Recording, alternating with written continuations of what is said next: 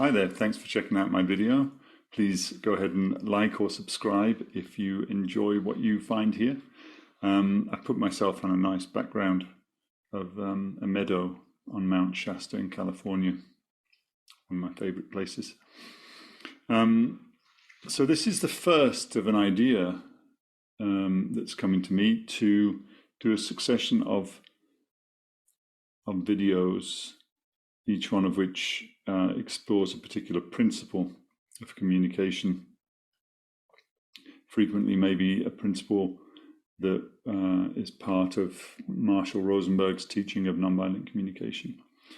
And today I want to talk about something that I heard him say. I had the honor of attending workshops with him years ago, and so I heard him say empathy before education many times.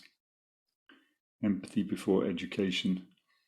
And I believe that he or other trainers would say, and if it's not empathy, then it is education. In other words, if you're not listening with focus and presence and empathy to the other person or the other people, then you're speaking, you're expressing yourself, or maybe you're just silent. But if you're in some kind of communication with them, if you're not listening to them, then you're expressing yourself, and expressing yourself is a form of education. You're telling them something about what you're thinking, what you're observing, what your feelings or needs or requests might be, or something else, maybe what your judgments of them are or what your demands are, who knows, but you're expressing. So this idea, you may have, if you've encountered Marshall Rosenberg's teaching, you may have heard him say it on occasion, that he did not create anything really, he did not invent anything. He collected things that seemed to him in his travels and his studies to be ways of communicating that led to connection between people, led to people living more joyful lives and living more harmoniously with each other and that kind of thing. And so a lot of it is ancient wisdom really. And certainly you don't have to go far into old traditions to find various different ideas that, in a sense, are different versions of empathy before education. Like, for example, listen first to understand before seeking to be understood. I can't remember where that comes from exactly, but I know that I've read it. It may be from some prayer or something of that sort. And in lots of other traditions, different versions of that will come up. And perhaps we can see the logic of it pretty easily, that very often the person that you're attempting to speak to, or the people, let's just say the person for the sake of ease, that person may not be finding it all that easy to listen to you, because sometimes people get too angry or too intent on being understood themselves first. They're putting that first maybe. For whatever reasons, they may not be finding themselves able or willing to listen to you. May not even be thinking about it at all. They're just talking. And so you attempting to speak and be understood would quite possibly be futile, It would just be you putting energy into something without getting the outcome that you were looking for, without meeting the need for empathy, the need, as some people will say, the need to be heard, need for understanding, to be understood. And so there might be a possibility of you listening to them with the intention of understanding them. I sometimes think of it as the intention of getting to understand, what is it like to be them? You may completely disagree with what they're saying or how they're acting, but you might possibly sometimes still be willing and able to take an interest in how does the world look from their point of view,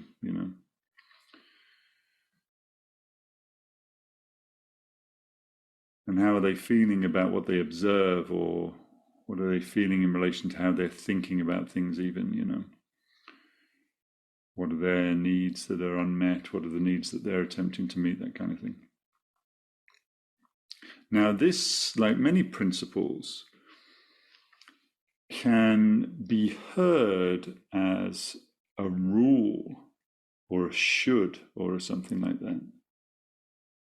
As if Marshall Rosenberg was saying, here's what you must do. And maybe when this is laid down in certain religious traditions, maybe it's being laid down as a kind of an injunction, they're telling you to do this. Listen first, it's the holy way to be, or something like that. But in nonviolent communication, there's not a use of the idea of right and wrong. So there's certainly no idea that the right thing to do is to listen with empathy, or to seek to understand before being understood, or to do empathy before education. There's no idea that that's the right thing to do, or that it's the wrong thing to do it, or that some other way of being is the wrong thing to do. Those ideas are just not really made use of in nonviolent communication. And so similarly, there's no should. There's no idea that you should listen to the other person before seeking to be understood. That doesn't exist in nonviolent communication.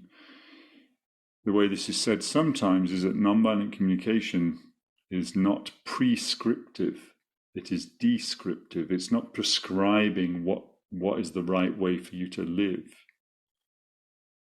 It's describing things that, if you do them, seem to lead to more connection between you and others.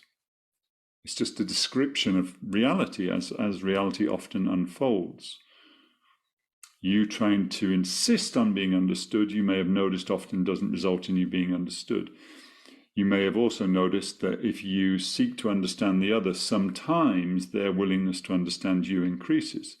And so the end result is that you get understood by sincerely trying to understand the other. The end result is that they get understood and you end up getting understood too. No guarantee, of course, that will happen.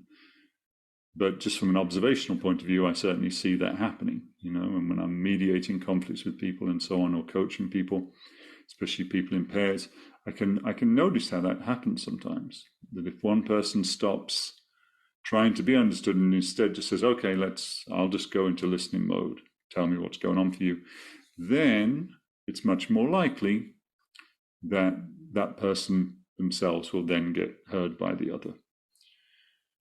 Could be a long process, maybe not something that will fit into a coaching session. Sometimes it may take more time. But very important for me to point out that this is not a prescription. It's not what you're being told to do. It's not what you're being told is the right thing to do or what you should do. Not by nonviolent communication anyway, certainly not by me, and certainly never heard Marshall Rosenberg or any other trainer that I've worked with say that. Marshall would sometimes word things as, in NVC, in fact, he would normally say the whole thing. I think in nonviolent communication, we give empathy before education, something like that. But then at other moments in a workshop, you'll absolutely hear him saying, oh, so your partner or your colleague or whatever is making it a should, that you should give empathy before education, which is not at all what I mean. So the clarification would often be given, but not necessarily at the same moment as the original principle was spoken. So it's very easy to hear him say that in something you see on YouTube, oh, empathy before education, that's what we do in nonviolent communication. And it can be translated as, oh, so you're saying that's the right thing to do, kind of thing. But if you listen to more teaching from him or from any other trainer, probably you'll hear the kind of clarification of this. This is a description of something that leads to connection rather than a demand on you to do a particular thing. And of course, this seems to me particularly important when there's someone who, for whatever reasons, someone who has taken actions that have led to a lot of harm for you or for you and others that you're in community with, whether that's recently or historically or whatever it might be. There are all sorts of reasons why you might absolutely not want to listen to them with empathy. You might absolutely not want to listen first to understand before being understood. It might be completely just a terrible feeling to even consider doing that. And so the idea that Marshall Rosenberg or anyone else would be saying to you that you should be willing to empathize with this other person, or you should be willing to listen, kind of gives me the shivers to even think about it, the idea of it being turned into a should, some kind of judgment of you or anyone if you're not willing to do it. There are so many. I've just literally finished a class this evening where one of the things we did was look at the many reasons there are for why we might not be willing to listen to another person, and how it might not meet needs for us to listen to that other person. It might not be even physically possible. We'd have to force ourselves, and even then we might not be able to force ourselves.